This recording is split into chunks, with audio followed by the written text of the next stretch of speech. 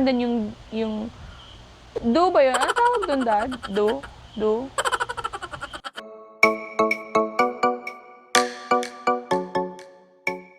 Hi everyone, thank you so much for clicking on this video, and today we are going to talk about how are you going to DIY your child's party. So we don't need to hire an organizer to throw your child's party, and also this is very budget friendly, of course, because we're not gonna pay extra charge for the organizer to do the job for us. It's not going to be easy. I'm not saying that it's going to be smooth sailing, but it's worth the savings. And so without any further ado, because I'm mumbling so much, okay, so just a little backstory. I had a twin. They just turned 1, and I did all the preparation since wala naman tayong budget para sa pagkuha ng mga organizer. So ganyan. And I'm going also to give you like a ballpark figure ba tawag doon? Yung estimate how much I spend for the entire event, because hindi naman kasi ako lahat yung gumastos. Some of the things there were donated or given by friends and family, so I'm so lucky to have them. And so let's go ahead and do the tip number 1. So the first tip that I can give you is, since you are not hiring any organizer and you are the one who's doing it, and in my case I'm also working, I really have to, number 1 tip that I can give you is prepare very, very early, like advance, months in advance. I did at least 3 months, I think. Kasi naman, since this is my their first birthday, syempre, with the day when they were born, you are looking forward to this. Don't expect that you can finish preparing a party in just 1 month. Me, I did it for at least 3 months. I started, but of course I do a little research, fewer or earlier than that. But yung nagsimula talaga ako to start doing the decorations, and yung finalize all the theme that I have is 3 months in advance. Nung pagdating ng 3 months before the event, I already have a fixed na magiging itsura ng party. So what I did for the 3 months is I do all the preparations, yung mga cutouts and stuff like that. And so that's my first tip. You have to prepare advance. Number 2 is stick to the theme that you have.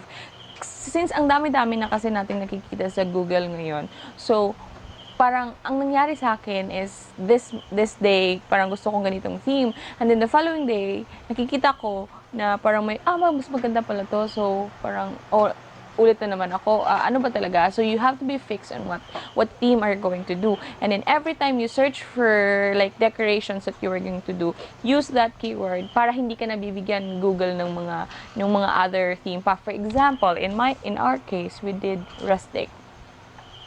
So fix na talaga yung mind namin na we will do a rustic theme. So every time I search, for example, the dessert table, the swag, the other things, I always put rustic as my keyword. So Google will only give me yung related doon, kasi bigla nang bibigyan ka ng ganitong ganyan, so may iba na naman, so parang you're all over the place. So you have to stick to one theme.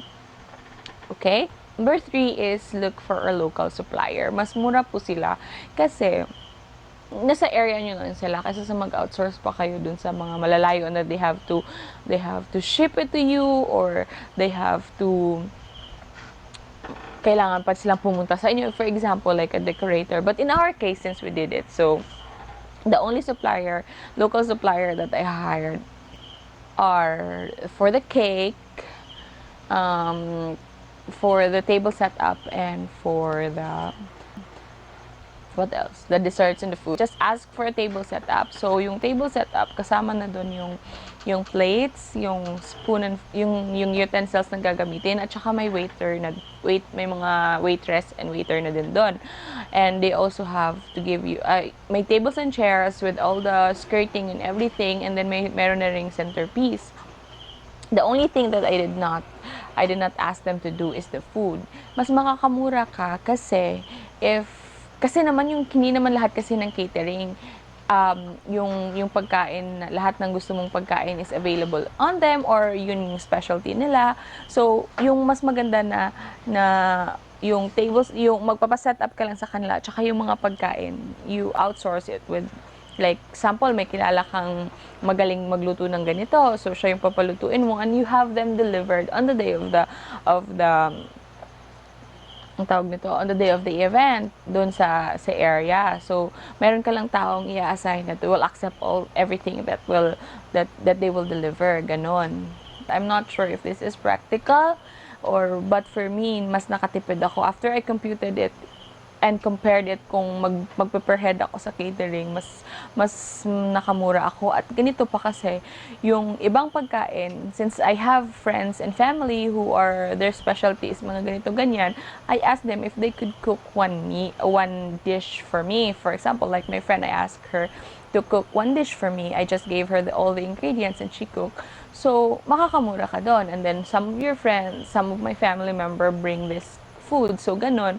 Kaya don't be afraid or don't be shy na humingi ng help from your family and friends. If they love you, they will be willing to help. At minsan naman kasi mas masaya silang nagiging parte talaga ng party mo, 'di ba?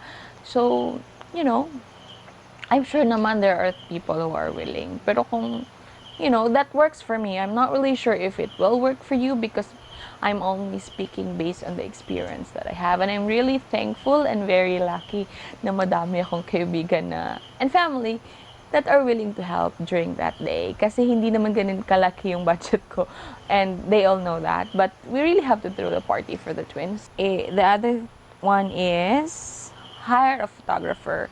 I could not reiterate how important this is. This is very, very important. One of the mistakes that we had, because my husband is a photographer, we did not hire for a photographer. But because our children, we have twins, my husband has to attend to the other child, and I have to attend to other child. And because it's our party, we have to take care of our guests. We have to entertain our guests. And I only ask for some family and friends to take pictures. But because they are not a trained photographer, they don't have that much experience as a photographer does, they are unable to capture everything or able to get every details of the party that we might wanted to have in our memory, in our album, or that we want to remember in the future. So that's one of the biggest mistakes. Not really, but I'm really, really thankful for the family and friends who took pictures. My husband was able to, but of course, and we're unable to do a video. Hindi ko alam kung pangilang tips na tayo, pero ito, kailangan nyo to. We'll talk about the giveaways. Kasi alam ko na hindi naman lahat fan hirap pa lang maging YouTuber, no? Yung giveaways ko kasi normally naman during birthdays, baptism, christening ba tawag sa inyo doon, normally kasi sa mga party na pinupuntahan ko, we always had yung binibigay na giveaways, yung mga figurines, yung mga baby, yung mga dede, parang ganon, mga angel. I'm not a fan of figurines. There are people kasi that they have this like, yung parang cabinet that they put all the souvenirs that they get from parties, from weddings, birthdays, etc. But I don't have that. And I don't really like collecting things because it's gonna, ang kalat na nga ng bahay namin, dagdagan pa natin, wag na, diba? So, ganyan. So, I am not really a fan of that. So, alam ko sa sarili ko na if ever I'll have my own party, I'll never opt for that. I'll go for something na pwede nilang gamitin or pwede nilang kainin. So, what I did is, I opt for a box of cookies. So, yung box of cookies, since we are on a budget nga, I did not buy the entire thing. What I did is I created a box. Yes, I did create a box from scratch. I bought cookies and I put it in a box, and voila, we have a customized giveaways or party and a party favor. So ganito, ang ginawa ko, I just googled in Pinterest or look for a tutorial kung paano gumawa ng box, and then I use a brown folder since rustic nga yung theme natin. So I did use a brown folder, and then I did not buy expensive cookies, no, no, because we are on a budget, right? So, ang ginawa ko, if kilala mo si Cream O, meron silang chocolate chip cookies, meron silang crinkles, and they have other, meron din yung do ba yun? Ano tawag doon, Dad? Do? Yung ginawa natin, yung cookies na ginamit natin, Dewberry, yes, maraming flavor yun. May blueberry, may strawberry, may blueberry cheesecake, something ganun. Yun. What we did is I bought that as different types of cookies, and then yun, tinanggal sa balot, nilagay dun sa box. And then, voila, and then wrap it nicely, and then we have a giveaway. Kasi, hindi naman lahat. I'm sorry for the guest who wants figurines and stuff like that. Pero, hindi alam ko naman kasi not everyone have, the area in their house to store it or to collect it. So, yun. I originally opted for a mason jar with the name of a person that I'm giving it to. Hindi ko naman kasi alam lahat kung sino yung guest, but I wish to have it for my ninongs and ninangs, because if you didn't know, because I didn't tell you, it was not just a birthday party, but it was also the christening of my children. So I just opt for a cookies. But it turned out well naman. People like it. They're eating it. So, maganda kasi yung ginastos mo, kinakain nila, hindi nila itatapon o hindi na yun siya sa bahay nyo na magiging walang silbi lang. Kasi mahal din yun, guys. Okay, so after that, after the giveaways, invitation, syempre dapat nauna yung invitation, pero whatever. So, yung invitation, I researched for it also. Look for an invitation na madaling gawin, pero unique. So, what we did is a passport style. Pero marami na itong gumagamit ito sa YouTube. Yan. Medyo hindi siya, and it's very, very inexpensive. Kasi yung ginamit namin na paper, this is just like a crafting cartolina. So, 8 pesos lang itong isang ganito. Yung parang cartolina, kalaki na paper. And that, we only use around 15 for 80 na siguro yun na invitation. 80 siguro na invitation yun. So, yun. Medyo, I will not get into details how we did it, but people like it because this is hindi siya common. It's not something that you could see every day or most of the time in the party that you attend to. Okay? So, that was. And the last thing, I don't think this is the last thing because the other thing that I'm gonna talk to you about is the decoration.